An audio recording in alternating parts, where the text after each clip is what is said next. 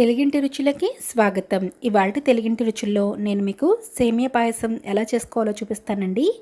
ఇది మనం పక్కా కొలతలతో చేసుకున్నామంటే చాలా చాలా టేస్టీగా ఉంటుంది. అది ఎలా చేసుకోవాలో చూసేద్దాం పదండి. ఈ సేమియాని చేసుకోవడానికి ముందుగా ఒక బౌల్ తీసుకొని అందులో 2 స్పూన్ల వరకు సగ్గుబియ్యం వేసుకోండి.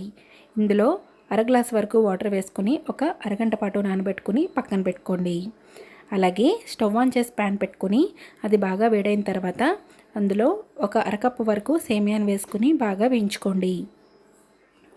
ఇది ఒక 5 నిమిషాల పాటు వేయించుకోండి. ఇది కలర్ మారిన తర్వాత మనం దీన్ని పక్కకు తీసేసుకోవాలి. ఇలా గోల్డెన్ కలర్ వచ్చే వరకు వేయించుకోండి. ఇప్పుడు దీన్ని తీసుకుని పక్కన పెట్టేసుకోండి. ఇప్పుడు అదే ప్యాన్లో ఒక స్పూన్ వరకు నెయ్యిని వేసుకొని జీడిపప్పులు కొన్ని కిస్మిస్ వేసుకొని గోల్డెన్ కలర్ వచ్చే వరకు వేయించుకోండి. ఇది ఒక 2 నిమిషాల్లో వేగిపోతాయండి. ఇవి ఇలా గోల్డెన్ కలర్ వచ్చిన తర్వాత ఇవి కూడా తీసుకుని పక్కన పెట్టేసుకోండి.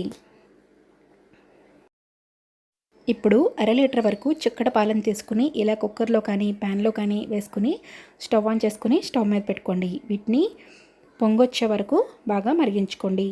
చూసారుగా ఇలా పొంగొచ్చిన తర్వాత దీన్ని ఒక్కసారి కలుపుకొని ఇందులో మనం ఇందాక నానబెట్టి పెట్టుకున్న సగ్గుబియ్యాన్ని వేసుకోండి. ఇలా సగ్గుబియ్యాన్ని యాడ్ చేసుకోండి. ఇందులో కొద్దిగా వాటర్ ఉంటాయి, అవి మాత్రమే యాడ్ చేసుకోండి. ఇంతకన్నా వాటర్ ఎక్కువ యాడ్ చేసుకున్నామంటే మనకి టేస్ట్ బాగోదు కాబట్టి కొద్దిగా వాటర్ వేసుకోవడానికి ట్రై చేయండి. ఇలాగా ఒక 5 నిమిషాల వరకు దీన్ని ఉడికించుకోండి. ఆల్రెడీ మనం సగ్గుబియ్యం నానబెట్టి పెట్టుకున్నాం కాబట్టి ఇవి ఉడకడానికి ఎంతో టైం పట్టదండి, చాలా తొందరగా ఉడికిపోతాయి. ఒక 5 నిమిషాల్లోనే మనకి ఇలా ఉడికిపోతాయి. ఇప్పుడు ఇవి ఉడికిన తర్వాత చూసారు కదా, పాలు బాగా చిక్కబడ్డాయి. ఇందులో మనం వేయించి పెట్టుకున్న సేమియాని కూడా యాడ్ చేసేసుకోండి. ఇది యాడ్ చేసుకుని బాగా కలుపుకోండి, లేదంటే లోపల ఉండలుండల్లా కట్టేస్తుంది పాల్లోని. కాబట్టి యాడ్ చేసుకున్న వెంటనే దీన్ని బాగా కలుపుకోండి.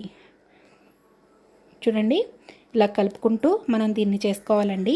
కలుపుకోలేదంటే పైన మీగడ వచ్చేస్తుంది. కొంచెం గ్యాప్ ఇచ్చినట్టయితే సేమియా వేసిన 5 నిమిషాల్లోనే ఇది కూడా చాలా తొందరగా ఉడికిపోతుందండి, ఎందుకంటే మనం ఆల్రెడీ దీన్ని వేయించి పెట్టుకున్నాం కాబట్టి.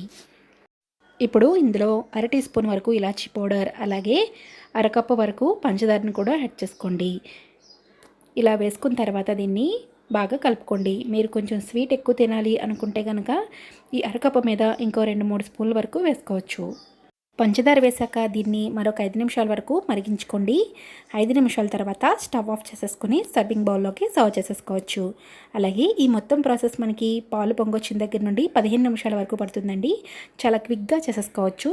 ఇలా సర్వ్ చేసుకున్న సేమియాలోకి మనం ఆల్రెడీ వేయించి పెట్టుకున్న జీడిపప్పులు కిస్మిస్ వేసుకొని గార్నిష్ చేసుకోండి. అంతేనండి, చాలా క్విక్గా సేమియా పాయసం ఎలా చేసుకున్నామో చూస్తారు కదా. మీకు కూడా నచ్చినట్టయితే మీరు కూడా ట్రై చేసి ఎలా ఉందో నాకు కామెంట్లో చెప్పండి.